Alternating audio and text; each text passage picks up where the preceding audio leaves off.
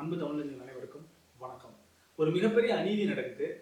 நமக்கு தெரிஞ்ச வரைக்கும் இது வரைக்கும் இவங்க எல்லாமே கொள்ளையடிச்சிருக்கிறான், கொலை பண்ணியிருக்கிறான், மக்கள் பணத்தை சுரண்டி இருக்கிறான், இந்த நிலத்துடைய வளத்தை கொள்ளையடிச்சு அந்நிய முதலாளிகளுக்கு அடமானம் வச்சிருக்கிறான். நம்மளுடைய வாழ்க்கை நாளுக்கு நாள் இன்னும் கேவலமாகவும் மோசமாகவும் தான் போயிட்டு இருக்கு அப்படிங்கிறது நமக்கு நல்லாவே தெரியுது, கண்கூடா பார்க்குறோம். என்னப்பா இந்த கட்சிக்காரன் திருடுறாங்க அப்படின்னு கேட்டா உங்களோட இயல்பான பதில் என்னவா இருக்கு? யாரு தாங்க திருடலை அப்படிங்கிறது இருக்கு. யாரு தாங்க திருடலை அப்படின்னா திருட்டை சகிச்சுக்கிற அளவுக்கு நம்ம எல்லாம் மாறிட்டோம். அப்ப தெரியுது இங்க இருக்கிற எல்லாருமே இதை தான் செய்யறான், எவனும் புதுசா செஞ்சிட போறது இல்லை அப்படின்னு தெரியுது.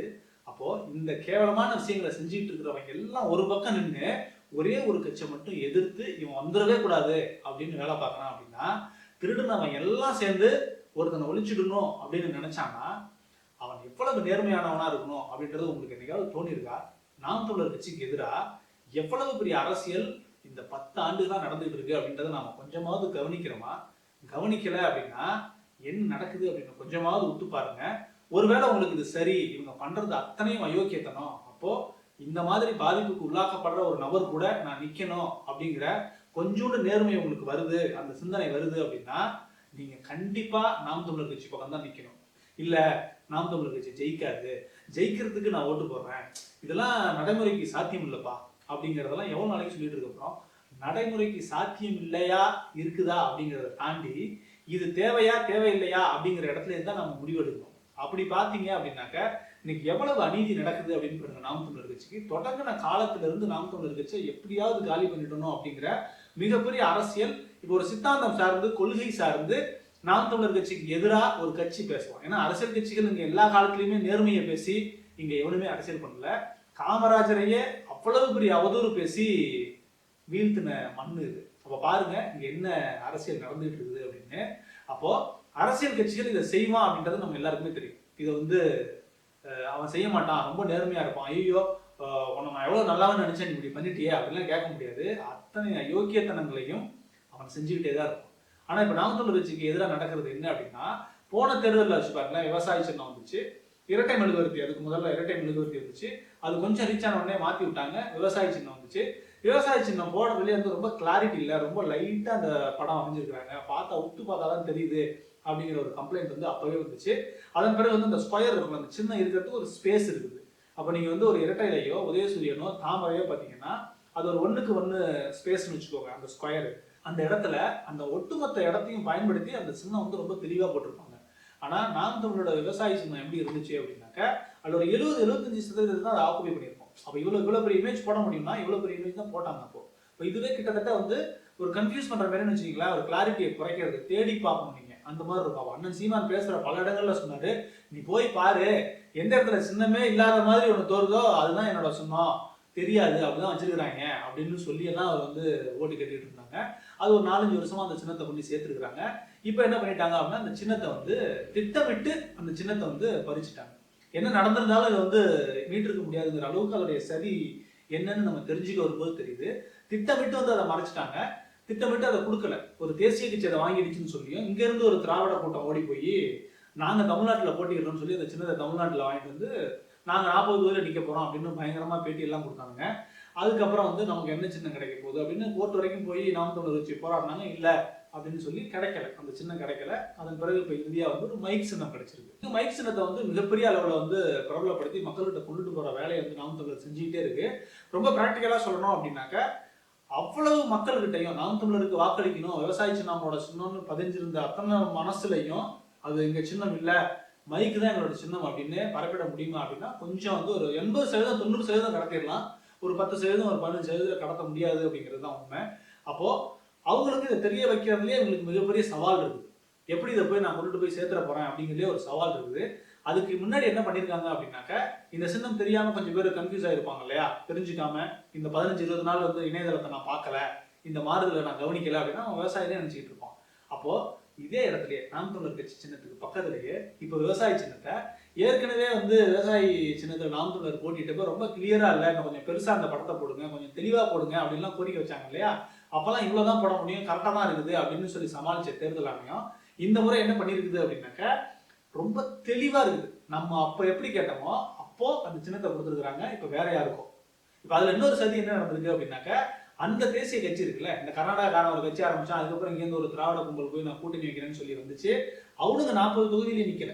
அவனுங்க என்னன்னா கட்சி சார்பா அந்த சின்னத்தை நீங்க கொடுத்துருக்கலாம். அவனுங்க போட்டி போடும்போது நீங்க இந்த அயோக்கியத்தனத்தை பண்ணிருக்கீங்கன்னு வச்சுக்கோங்களேன். அப்போ சில சுயேட்சைகளுக்கெல்லாம் கொடுத்துருக்காங்க. அந்த தொகுதியில் யாருமே போட்டியிடல அந்த கட்சியை சார்ந்த நபர்கள். அப்போ சுயேட்சைகள் போட்டியிடுறாங்க. அவங்களுக்கு போய் நீங்க அந்த சின்னத்தை மறுபடியும் எடுத்து கொடுத்துருக்கீங்க. எந்த அளவுக்கு நீங்க வந்து நாம் தமிழர் கட்சியை ஒடுக்க முடியும் அப்படின்னு தேர்தல் ஆணையத்தோட சேர்ந்து இத்தனை இயக்கங்களை சேர்ந்து செய்யறது தான் மிகப்பெரிய சிக்கலே. இப்ப அரசியல் கட்சிகள் மட்டும் செய்யுதுன்னா அவன் எதையாவது பொய்ய சொல்லி மக்களை ஏமாத்தி ஆட்சி அதிகாரத்துக்கு வந்துடணும் அப்படிங்கிற வேலையை செய்வான். அப்ப அதுக்கு முன்னாடி ஒரு அரசு அமைப்பே சேர்ந்துட்டு செய்யுதுன்னு வச்சுக்கோங்களேன். அவங்க கேட்டா இருக்கிற ரூல்ஸ் புக்கெல்லாம் எடுத்து போட்டு நான் அந்த ரூல்ஸ் புக் படி தான் செஞ்சேன் அப்படின்னு சொல்லுவாங்க. அப்போ ஒருத்தனுக்கு அநீதி செய்யறதுக்கு எந்த ரூல்ஸ் இருக்குது அப்படின்னா எப்படி இருக்கும்? இந்த ரூல்ஸ் எல்லாம் வச்சுட்டு தான் நான் செஞ்சேன் அப்படிங்கும் போது அது பாக்குறதுக்கு ஒருத்தனுக்கு அநீதியா இருக்குது அப்படின்னா, அப்போ இந்த ரூல்ஸ் யாருக்காக எழுதப்பட்டிருக்கு, இதை என்னென்ன மாதிரிலாம் மேனிபுலேட் பண்ணிக்கலாம் அப்படின்றது இருக்குல்ல. இப்போ அதுதான் இங்க நடந்துட்டு இருக்குது. அப்போ ஒரு அமைப்பு, ஒரு கட்சிகளை தாண்டி ஒரு அரசியல் அமைப்பை, இந்த அரசியல் அமைப்பை நம்பிதான் நான் நேர்மையான ஒரு அரசியல் மக்களுக்கு பணம் கொடுக்காம இந்த இயற்கை வளத்தை காப்பாற்றி அவனோட உரிமையை காப்பாற்றி அவனுடைய மொழியை காப்பாற்றணும் அப்படின்னு பேசி அரசியல் தூய்மையானதா இருக்கணும்னு ஒருத்தன் பேசிட்டு இருக்கிறவங்க மேல வந்துடக்கூடாதுன்னு இந்த அரசியல் அமைப்பையே பயன்படுத்தி அதுல இருக்கிற ஒரு டிவிஷனையே பயன்படுத்தி நீங்க வந்து வீழ்த்துறதுக்கான அத்தனை வேலையும் செய்வீங்கன்னா எதை நம்பி ஒருத்தங்க வந்து அரசியல் செய்ய முடியும்? இதுக்கு மேல ஏதாவது நீங்க வந்து அரசியல் செஞ்சிட முடியுமா? எல்லா அமைப்பும் சேர்ந்து நேர்மையாக ஒருத்தர் இருக்கிறவன் வந்து நான் காலி பண்ணிடுவேன் அப்படின்னு நீங்க வேலை பார்த்தீங்கன்னா என்ன அரசியல் செஞ்சிட முடியும்? இதுக்கு மேல நீங்க யோசிச்சு பாருங்க. இது வந்து இந்த அமைப்பு என்ன மாதிரி இருக்குது அப்படின்றது எல்லா துறையிலுமே பாருங்க. அப்துல் கலாமுக்கு வந்து ஒரு அரெஸ்ட் வாரண்ட் வாங்கிட்டாங்க. அப்துல் கலாமை அரெஸ்ட் பண்ணலாம்னு சொல்லிட்டு அரெஸ்ட் வாரண்ட் வாங்கிட்டாங்க. இது நீதித்துறையில இருக்கிற ஊழல் வந்து நான் நிரூபிக்கிறேன் அப்படின்னு சொல்லிட்டு ஒரு நபர் வந்து செஞ்சு அதை வாங்கிட்டா மறுபடியும் அந்த நபருக்கு ஃபைனெல்லாம் போட்டாங்க. இந்த மாதிரிலாம் நீங்க செய்யக்கூடாது அப்படின்னா அந்த இடத்துல வந்து என்ன தெரிஞ்சுது அப்படின்னா எல்லா இடங்கள்லயும் ஊழல் இருக்குது, பணத்தை காட்டி இங்க என்னெல்லாம் செஞ்சிட முடியும் அப்படிங்கிறது நம்ம கண்ணுக்கு காட்டுறதுக்காக அதெல்லாம் செஞ்சாங்க. இந்த அமைப்புகள் அப்படிதான் இருக்குன்றதும் நமக்கு தெரியும். அங்கங்க கொஞ்சம் கொஞ்சம் சில நம்பிக்கைகள், சில நியாயங்கள், சில நல்லவர்கள் இருக்கிறாங்க அப்படிங்கிற கொஞ்சம் நம்பிக்கை நாளைக்கு மாறிடும், நாளைக்கு மாறிடும், நாளான்னைக்கு மாறிடும் அப்படிங்கிற நம்பிக்கையில தான் நாமளும் ஓடிக்கிட்டே இருக்கும்னு வச்சுக்கோங்களேன். ஆனா இந்த அமைப்பையே பயன்படுத்தி நேர்மையா இருக்கிற ஒருத்தனை காலி பண்ணிட முடியும், இவரை நாங்க மேலேயே விடமாட்டோம் அப்படின்னு சொல்லி வச்சு இந்த அமைப்போட சேர்ந்து இவங்க செய்யறாங்க அப்படின்னா இந்த நாடு எதை நோக்கி போயிட்டு இருக்கு? நேர்மையா நிக்கணும் அப்படின்னு நினைச்சிட்டா உன்னால எதுவுமே செய்ய முடியாது. நாங்க நினைச்சதுதான், நாங்க வைக்கிறது தான் இங்க நடக்கும், நாங்க நினைக்கிறவன் தான் இங்க ஆள முடியும், நாங்க நினைக்கிறவன் தான் இங்க ஆட்சிக்கு வர முடியும், ஆட்சிக்கு வந்தவன் நாங்க நினைக்கிறதான் செய்வான் அப்படிங்கிறத முன்கூட்டியே முடிவு பண்ணி இவங்களால செயல்படுத்த முடியும் அப்படின்னா நாம சோமாலியாவை தாண்டி இன்னும் மோசமான ஒரு நிலைமைக்கு போயிட்டு இருக்கோம் அப்படிங்கிறது உங்களுக்கு உணர்வீங்களா இல்லையா? இதுக்கு மேல என்ன பண்ண முடியும் சொல்லுங்க? சோமாலியாவை விட மிக மோசமான நிலைமைக்கு நம்ம போயிட்டு இருக்கோம். இந்த அமைப்பாவது நமக்கு சப்போர்ட் பண்ணணும், மிக நேர்மையா சப்போர்ட் பண்ணணும். இல்ல இல்ல இது தன்னிச்சையான அமைப்பு, இது யாரும் கையாள முடியாது அப்படின்னு இவங்க வந்து நேர்மையா நியாயம் நாம் தமிழர் கட்சிக்கும் கிடைச்சிருந்தது அப்படின்னா இல்ல இல்ல இவர்கள் எல்லாம் திருடர்கள் தான், இதை சரி பண்ணதான் நான் வர்றேன், இந்த அமைப்பு என்ன ஆதரிக்குது, ஆதரிக்கிறதுனா என்ன நியாயமான விஷயத்த கொடுக்குது, அப்ப நான் இதை நோக்கி போறேன் அப்படின்னு போக முடியும். அப்ப அதுவே இல்லை அப்படிங்கும் போது என்ன பண்ண முடியும் சொல்லுங்க? அப்படியே நாம் தமிழர் கட்சிக்கு பக்கத்துலயே விவசாய சின்னம் வருது. அப்ப வந்து ஒரு குழப்பத்தை ஏற்படுத்திட்டேன், இவங்களால போய் இந்த 20 நாள்ல பரப்புரை பண்ணி இந்த சின்னத்தை கொண்டு சேர்த்துட முடியாது அப்படின்றதுக்கு அவ பக்கத்திலே வைக்கும்போது நாம் தமிழர் கட்சிக்கு மைக் சின்னம் கொடுத்துருக்காங்கன்னு தெரியாதவன் விவசாய சின்னத்துக்கு ஓட்டு போடுவான். ஓரளவு கன்ஃபியூஷன் ஏற்படுத்திட்டாங்களா? நம்ம கொடுத்துருக்க மைக் சின்னத்தையும் இவங்க என்ன மாதிரி காமிச்சிருக்காங்க அப்படின்னா பார்க்கறதுக்கு இப்படி இருக்கும். ஒரு எக்ஸாம்பிளுக்கு சொல்லணும் அப்படின்னா இந்த ஒரு பொருள் இருக்கு, இந்த பொருள் வந்து இப்படி பாக்குறீங்க, இப்படி இருந்து உங்களுக்கு பழக்கப்படுது இந்த பொருள். ஆனா நீங்க வந்து அப்படியே அந்த ஒரு டைரக்ஷன் வந்து நீங்க கொஞ்சம் இவ்வளவு திருப்பி வைங்க, என்ன ஆகுது அப்படின்னா இதோட டைமென்ஷன்ஸ் மாறிடுது, நமக்கு பாக்குறதுக்கு இதுக்கான விசிபிலிட்டிஸ் வந்து குறைஞ்சு போயிடுது. அப்போ இதோடைய அமைப்பே மாறுது, நமக்கு கொஞ்சோண்டு ஒரு குழப்பம் ஏற்பட்டுருது. நல்ல தெரிஞ்சவங்களால மட்டும்தான் இதை வந்து ஐடென்டிஃபை பண்ணிக்க முடியும். அப்போ சின்ன சின்ன குழப்பங்கள் இதுதான் நாங்க கொடுத்தோம் அப்படின்னு இன்னைக்கு வந்து பேட்டியில சொல்லியிருக்காரு தேர்தல் அதிகாரி சொல்லியிருக்காரு. அவங்களுக்கு என்ன சின்னம் கொடுத்தோமோ அதான் நாங்க வச்சிருக்கிறோம் அப்படின்னு. கொடுத்த மாதிரியே வச்சிருக்கீங்களான்றது இல்ல, கொடுத்த சின்னதான் வச்சிருக்கீங்க, ஆனா கொடுத்த மாதிரியே வச்சிருக்கீங்களா? இப்படி ஃபுல் டைமென்ஷன்ல காட்டிட்டு இப்போ ஒரு 75 டிகிரி ஆங்கிள் நீங்க திருப்பிட்டு இதை வச்சீங்க அப்படின்னா இது ஒரு குழப்பம் இல்லையா? இன்னும் பார்க்கறதுக்கு ஒரு கிளாரிட்டியா இல்லை. அதுல இருக்கிற லைன்ஸு, அதுல இருக்கிற அந்த டார்க்னஸ் அதெல்லாம் பார்க்கும்போது இன்னும் கொஞ்சம் வந்து சரியா இல்லைங்கிறது ஒரு பாமரனால கூட அதை உணர்ந்துக்க முடியும். அப்ப அப்படிதான் அதை கொடுப்போம் அப்படின்னா எவ்வளவுதான் நீங்க ஒரு மனிதன் போராடுறது யோசிச்சு பாருங்க. அண்ணாமலை சொல்றாரு 2024 பிறகு நாம் தமிழர் கட்சியே இருக்காது, இப்போ அதிமுக கட்சியே இருக்காது இப்படிலாம் சொல்லியிருக்காரு. அப்ப ஏற்கனவே முடிவு பண்ணிட்டீங்களா? என்ன முடிவு பண்ணி இருக்காதுன்னு என்ன அர்த்தம்? இப்போ நாங்க தான் உங்களுக்கு ஏற்கனவே 1500 ஓட்டு 2000 ஓட்டு 3000 ஓட்டு பிளான் பண்ணி போட்டோம், இந்த தடவை அதிகம் போட மாட்டோம், மிஷின் எங்க கண்ட்ரோல்ல இருக்கு, சின்ன எங்க கண்ட்ரோல்ல இருக்கு, நாங்க நினைச்சாதான் உங்களுக்கு ஓட்டு விடுவோம் அப்படின்னு முடிவு பண்ணி தான் நீங்க செயல்படுத்துவீங்க அந்த அதிகாரம் உங்களுக்கு இருக்குது, அதுக்கு எல்லாமே சேர்ந்து செயல்படும் அப்படின்னா அதுக்கப்புறம் நீதி என்ன இருக்குது, நியாயம் என்ன இருக்குது, நேர்மை என்ன இருக்குது? நீங்கள் என்ன நேர்மையாக செயல்பாட்டின் மூலமா வெல்த்த போறீங்களா? அவ்வளோ நேர்மையாக தான் அவ்வளோ பெரிய வீரம் நீ அப்படின்னா விவசாய சின்னத்தை கொடுத்துட்டு போட்டி போட்டுருக்கணும். அதிகப்படியாக நம்ம பேப்பர் ஓட்டுக்கு போகணும் அப்படிங்கிறது மிக முக்கியமான விஷயம். இந்த வாக்கு எந்திரத்தில் கொலாறு பண்ணிட முடியும் அப்படிங்கிறது ஒன்று. அதே சட்டத்தை பாருங்க, வாக்கு எந்திரத்தில் வாக்கு செலுத்துறீங்க, ஒப்புகை சீட்டு ஒன்று வருது, நான் அழுத்தின சின்னத்துக்கு தான் அங்கே ஓட்டு வந்து அந்த சீட்டு உள்ள உள்ளது அந்த பாக்ஸில்.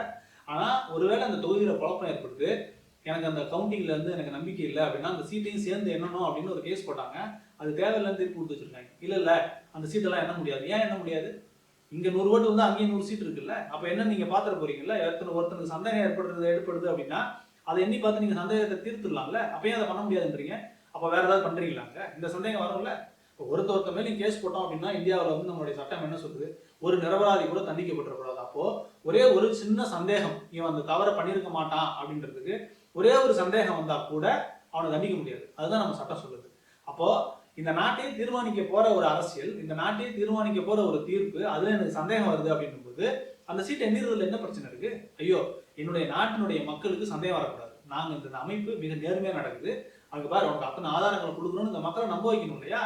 ஆப்ஷன்லாம் கிடையாதுப்பா, நம்பினாலும் நம்பாட்டி போ, தீர்ப்பு இதுதான் அப்படிங்கிற மாதிரி நீங்க போனீங்க அப்படின்னா எவ்வளவு காலத்துக்கு இப்படியே ஓடிட்டே இருப்பீங்க? அப்ப ஜெயிச்சு நிக்கிறவன் மேல இருந்து நீங்க ஜெயிச்சுட்டே இருப்பீங்க, நேர்மையா வரவனை அடிச்சு துரத்து நீங்க என்னன்னாலும் பண்ணுவீங்க. இப்போ இந்த அமைப்பெல்லாம் சேர்ந்து பண்ணும்போது எப்படிப்பா இதை வந்து சரி பண்ணி நீங்க வந்து ஒத்துக்க முடியும்? இப்போ தமிழர்னு பேசி நாம் தமிழர் கட்சி ஒன்று வந்திருக்கு. ஒருவேளை நாம் தமிழர் கட்சி ஜெயிக்க விடாம பண்ணிடுறாங்கன்னு வச்சுக்கோங்க, இந்த மாதிரி சதிகளை பண்ணி நாமளும் வேடிக்கை பார்த்துட்டே இருப்போம். நமக்கு என்ன தெரியும்? நம்ம வேடிக்கை பார்த்துட்டே இருப்போம். நாம் தமிழர் கட்சி எல்லாம் ஜெயிக்காதுப்பா, சீமான் என்னப்பா அப்படியே பேசிட்டே இருக்கிறாரு, பேசுற அத்தனை பேரும் சொல்றாங்க ஒரு கட்சி தனியா நின்று ஜெயிக்க முடியாது அப்படின்னு. ஏன் ஜெயிக்க முடியாது? ஓட்டு தானே வேணும், எல்லாரை விட ஓட்டு கூட வேணும் ஐயா. அப்ப மக்களுக்கு தெளிவு வர வேண்டும் அப்படிங்கிறத நம்ம பேசவே செய்யணும். எவன் சரியானவன் நான் தேர்ந்தெடுக்கணும். 51% ஓட்டு எடுத்தா ஜெயிச்சிருவான் எவனா இருந்தாலும்.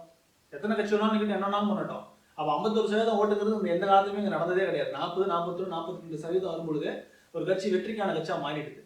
அப்போ மக்களுக்கு அரசியல் தெளிவு வரும்போது என்ன கூட்டணி நீ அமைச்சாலும், ஒட்டுமொத்தமா ஒரு அணியில் இருந்தாலும், ஒரே ஒரு நேர்மையாளன் எதிர்த்தாப்புல இருந்தாலும் அந்த நேர்மையாளனை கண்டுபிடிக்கக்கூடிய அளவுக்கு அரசியல் தெளிவு வரணும் அப்படிங்கிறத நம்ம பேசணும்.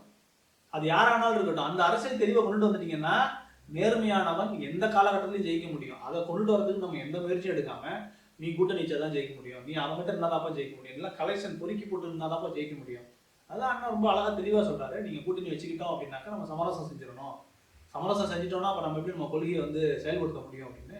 அப்போ மக்களுக்கு தெளிவு வர வேண்டியதுதான் மிக முக்கியம் இங்க. இப்போ இந்த இடத்துல ஒரு கட்சிக்கு இத்தனை பேரும் சேர்ந்து, இத்தனை அயோக்கியர்களும் சேர்ந்து இவ்வளவு பெரிய அழுத்தம் கொடுக்குறாங்க அப்படின்னா, நம்ம பார்த்துட்டு இருக்கிற மக்கள் எவ்வளவு கடமையோட பொறுப்போட இல்ல இது சரியானது, இதுக்கு தான் நம்ம ஓட்டு போடணும் அப்படின்னு நம்ம கொண்டு போக வேண்டிய வேலை இருக்கு அப்படின்னு பாருங்க.